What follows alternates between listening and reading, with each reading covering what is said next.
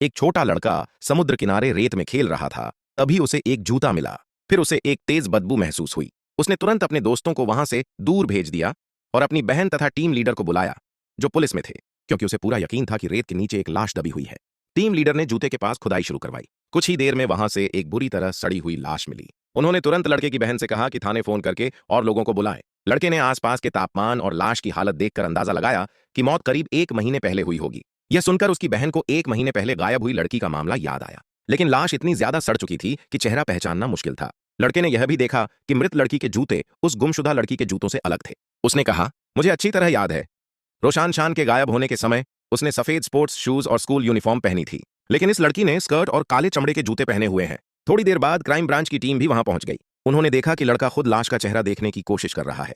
हालांकि सब जानते थे कि यह लड़का मामलों को सुलझाने में बहुत तेज है, लेकिन नियमों के अनुसार बाहरी लोग लाश को छू नहीं सकते थे। इसलिए टीम लीडर ने उसे एक तरफ इंतजार करने को कहा और वादा किया कि शुरुआती जांच पूरी होने के बाद उसे फाइल दिखाई जाएगी। उधर जांच चल रही थी और इधर लड़का गाड़ी में बैठकर चित्र बनाने लगा। कुछ ही देर में उसने सिर्फ चेहरे की हड्डियों के आधार पर मृत लड़की का चित्र बना दिया। सबसे चौंकाने वाली बात यह थी कि वह तस्वीर ठीक उसी लड़की की थी जो 1 महीने पहले गायब हुई थी, रोशान शान। उसने तो उसकी उंगलियों के निशान तक बना दिए। फॉरेंसिक डॉक्टर ने लड़के की बनाई तस्वीर और लाश का मिलान किया। दोनों पूरी तरह एक जैसी थीं।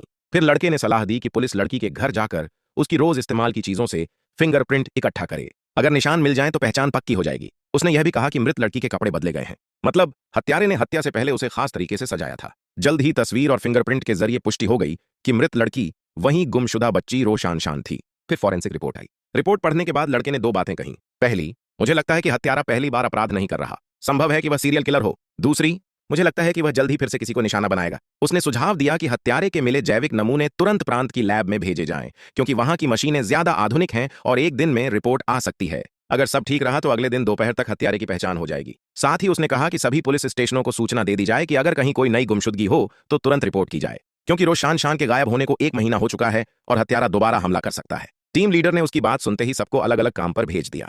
वे हत्यारे को अगला अपराध करने से पहले पकड़ना चाहते थे, लेकिन यह मामला समाज में बहुत बड़ा मुद्दा बन चुका था।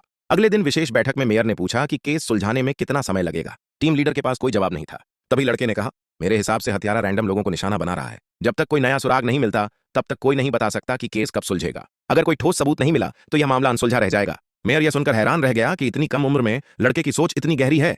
कुछ ही देर बाद डीएनए रिपोर्ट भी आ गई। रिपोर्ट में पता चला कि यह डीएनए 515 सीरियल केस के हत्यारे से पूरी तरह मेल खाता है। 515 केस? हाँ, राजधानी का 515 सीरियल केस। पहले भी 9 लोग मारे जा चुके थे। क्या मतलब 9? रोशान शान की हत्या से पहले भी 9 लोग इस हत्यारे का शिकार बन चुके थे।